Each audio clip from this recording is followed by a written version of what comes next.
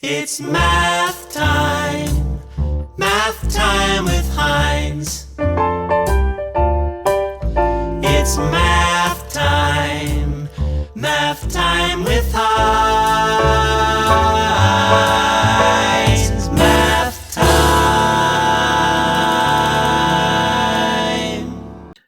Hi everybody, welcome to midterm review here. So I've already have the answers done, so I'm going to talk through them and kind of show you some calculator strategies and how you could do these. So make sure you check your answers over with mine, but I'm not going to do the problems with you because I already have them done. So in this first one, you had to recognize what changed from this first equation to this second equation. And I noticed that minus 9 got added over to the other side. So what that tells me, what property lets me add 9 to both sides? That's the addition property of equality. Emily did not distribute, even though she could have, she did not. So the function x squared has the domain. When I say the word domain, I need you to think of these are my x values, my inputs. What's the range? So if I have a function, I'm going to go to y equals and type in x squared and go to my second graph, to my table. So I gave you x values. This tells me the corresponding y values. So when I plug in a 9, the output is 81. So that's why we're going with choice B here. Number 3, if k of x equals 2x squared minus 3 square roots of x, what is k of 9? So that means 9 is getting plugged in for x.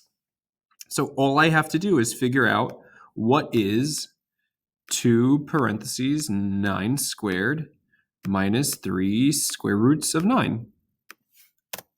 153. Done. When I plug in a 9, the output is 153. So this inequality had that fraction there. And to deal with that fraction, what I did is I multiplied everybody by 3. Times 3, times 3, times 3, times 3. Everyone got multiplied by 3 to get rid of that fraction. And then I solved. I added 2x. I added 24. And I got 9 is less than x. But remember, I like x in the front seat. So if 9 is smaller than x, read it backwards, x is bigger than 9. And that's my solution there. When you divide by a negative, make sure you flip the inequality. You make sure your little warning light is going off. But I divided by a positive 5. An average rate of change question. How do I deal with average rate of change? Average rate of change is slope. Change in y over change in x. So I gave you the x values of 20 and 80. 20 and 80. I just had to do y2 minus y1, subtract my y's, over subtract my x's. And I got negative 0.04. Average rate of change is a measure of slope. Number 6 was purely a reading question. You start with $60, and then each additional, the cost of an additional is 5 cents per megabyte. So that was the clue that it's a linear function here. Which function can be modeled using a linear function? Linear functions have a constant rate of change. They have a slope. So I went through these and crossed out the bad words. Growing by a percent is exponential. Doubling, exponential. Exponents are all about repeated multiplication. Linear is all about repeated addition. So here I keep adding 20 cents. A factor of a third, that's multiplication. So the key thing here is linear is repeated addition, exponential is repeated multiplication.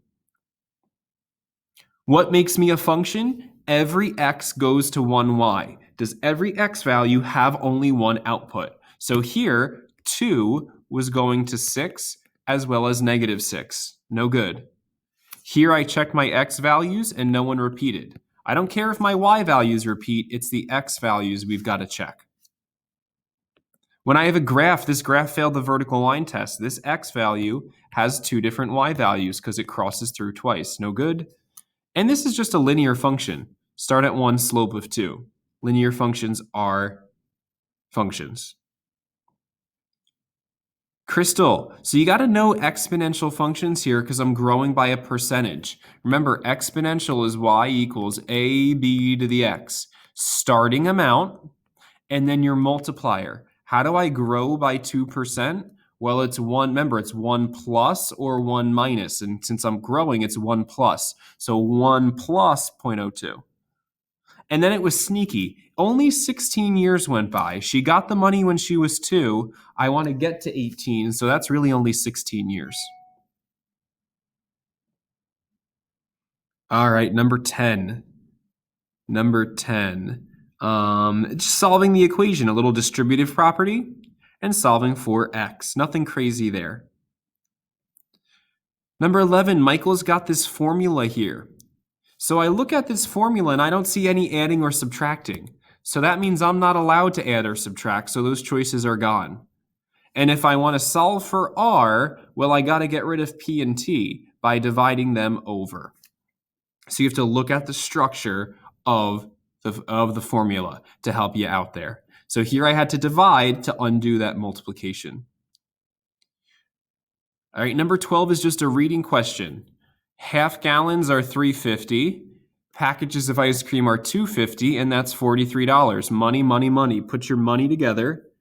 And then the total is the other equation where you just find the sum. So make sure you can do these system word problems. We've been working on them for a while. Who represents exponential growth? Repeated multiplication.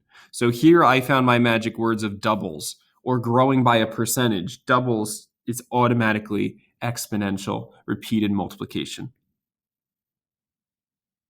14, there's a question like this on your midterm where I give you a system and you've got to see what changed. So you have to go piece by piece saying what changed. Here I did times 2, but I never did another times 2. Here I divided by 2, I never divided by 2. This last one, the top one was times 3, but here there was a sign mistake. Choice B is the correct one, where you correctly double the bottom. You correctly double it. You have to go and say, what's my multiplier? How do I scale this up to get to that new equation? We're not solving all of them. You're just looking and seeing what changed.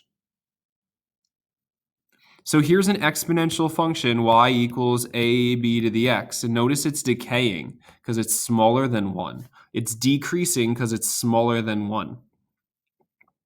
So the rate of decay here, well, what minus? It's 1 minus r. 1 minus the percentage. So if I got a 98% on my test, what did I lose? Well, I lost 2%. I lost 2% there. And finally, which graph has a y value? Y is 3 more than 1/2 x. 3 more than half of x, so half of x plus 3. So my y-intercept is 3. I'm starting at 3 here, and I was looking for a slope of up 1, right 2, up 1, right 2, and that's choice B.